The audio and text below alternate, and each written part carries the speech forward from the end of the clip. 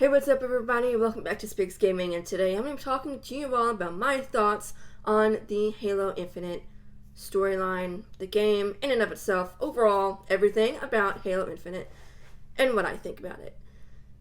If you guys want, please be sure to smash the like button. That'll help out the channel tremendously, so let's get straight into it, guys. So, I feel like here for a while I've been saying that I loved the game. Well, I started to love the game just by the trailers, honestly. I mean, I absolutely loved what 343 brought to us that early on. It was really amazing. But after playing the game, I feel like 343 really helped out the old fans and what they were wanting, because we were all wanting to go back on a Halo ring and fight brutes and the Covenant and be able to just go there and have fun, but be on a familiar ring. Just to be on a ring again, it was really fun. I said a lot of times throughout my playthrough that, this looks amazing. And I feel like my first playthrough, I didn't get to really look at the game and how beautiful it was and how vast the Zeta Halo actually was. It was so amazing how big it was. You don't really comprehend the fact that, open world and Halo in the same sentence. But 343 decided to, hold my drink and, it's here, we're going to show you guys that we can do that. I feel like 343 really did an amazing job on this game. I loved how everything looked, from Zeta Halo to the elites, the grunts, the jackals, the skimmers, I think is what the weapon called them. The little bitty, what are they? They're kind of like jackals, but they have the two and was kind of weird. And I hate them because they're really shifty. They move a lot, and it's hard to pin them down, which I guess adds a little bit of a ability to them, to where they, to where they're not easy to kill like the grunts are easy to kill. The jackals, I really like how 343 did that. They changed the jackals, because all throughout all the past games with the jackal, they have the tiny openings that you could shoot, and then, they would, be hurt, and then they would move the shield. But 343 made the jackals move the shields up to where the openings would be at the bottom, near their feet, and at the top near their head. And then they would have the shield, and then be doing this to shoot. And, I found that to be really, really difficult to, keep going, to make sure I hit them in that spot, because I was so used to the old way. But it's just little bitty things like that they added, that changed how it was for us old school Halo fans. But that ended up getting really annoying to me, so I ended up just hitting them a lot. I kind of feel like the brutes could have looked a little bit better, because it looked kind of not as good as the boss fight brutes that we saw. All the brutes that you fought, I feel like, they weren't as good looking as the boss fight brutes looked. But I feel like that's kind of a given, I guess. Gonna break into the campaign just for a second, a little side thing. The multiplayer. I absolutely love it. I have not played it on the channel, but I have played it on my own, and it is stinking amazing. I love it. I love how they made the academy for everybody, and I love how you have your own personal AI. I think 343 did an amazing job with that, because we're all Spartans. We're all Spartans, so we should all have an AI. And I absolutely love it that we do.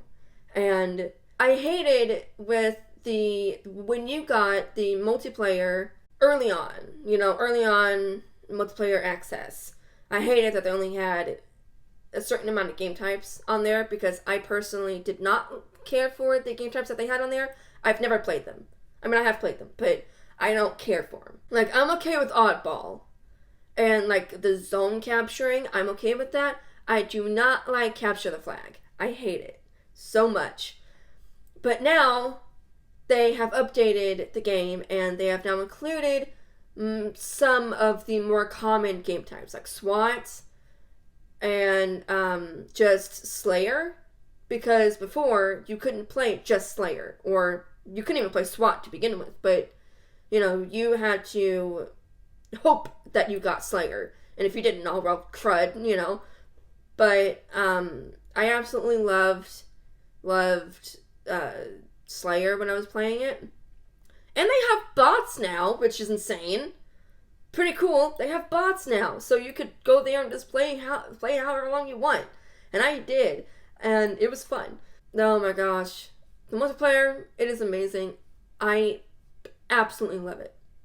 Okay, so what was this saying about the campaign? Oh yeah. But the weapon. I really liked I don't know who did it. I normally look these things up because I love seeing like mocap for video games. I love it. And I don't know who did it, but the girl who did the weapon for mocap for the like for the cutscenes and all that, she did an amazing job. I mean, I like just like her facial expressions. I don't know why and like how they made her. It brought me back to like the old school Halo, which I absolutely loved. But the Master Chief, Sierra 117, John, Chief, whatever, he looked amazing. His armor, spot on, loved it. It was stinking amazing. I absolutely loved it. But someone I saw online said this, that Steve Downes, the voice of the Master Chief, is getting older. And so that he added that little grittiness to his voice. And I noticed that in all of like Chief's like one-liners that he had with like the weapon and Echo 216. The Harbinger. She's here. Oh, great. Good. What? Let's go say hello. But that just goes to show that Chief is getting older. I loved Eskeram's, how they made him and like how he looked. He looked pretty amazing. And someone commented saying that he just wanted an honorable death. I mean, multiple people said that Eskeram had wanted an honorable death. And that's why he challenged Chief. Because once he found out Chief was alive, he then knew that he could have an honorable death. So, and at the end, spoiler alert if you've not gotten that far, I feel like Chief saw a little bit of himself in him. And, what Chief said to Echo 216. You showed him respect. He was a monster. Yes. But at the end, he was just a soldier. Hoping he'd done the right thing. Questioning his choices. No, I feel like with what he said, he just saw a little bit of himself. And learning from his mistakes, I think is what he said. I think Chief feels like he obviously said that he made a mistake and that he failed. He failed Cortana. And that he's made mistakes in the past. So I feel like Chief is starting to learn from his mistakes. And someone said in the comments that Chief was trained, taken at 6 years old, trained as a soldier from 6 years old, basically has like no human emotion. That was what the interrogator said to Halsey in Halo 4. We all know this, but I feel like the only person or thing that saw Chief for who he was Cortana. And so then he started to open up more to her. But now that she's gone, he doesn't have that anymore. And so he has trust issues, especially with AIs. That would explain why Chief has trust issues, because he lost faith and trust in Cortana, which is stinkingly sad. I feel like the ending of Halo Infinite was amazing. I want to know what's going on with Zeta Halo, because the weapon said that she and Chief had been gone for 3 days. So, like, what does that mean exactly? That's not even like anything that we've ever seen in any of the Halo games. Not even mentioned that a ring could be that vastly different than anything else. Than any of the other rings that that we've seen in the past over a decade. God, it's been over a decade. I've cried so many times throughout this entire video game series, and I have a feeling I will continue to do so. But I'm glad that it all ended with Chief having an AI to keep and to protect. Because even though he had trust issues through this entire game, he still wanted to protect her. And that one line that Chief said to the weapon, We were supposed to take care of each other. And we did.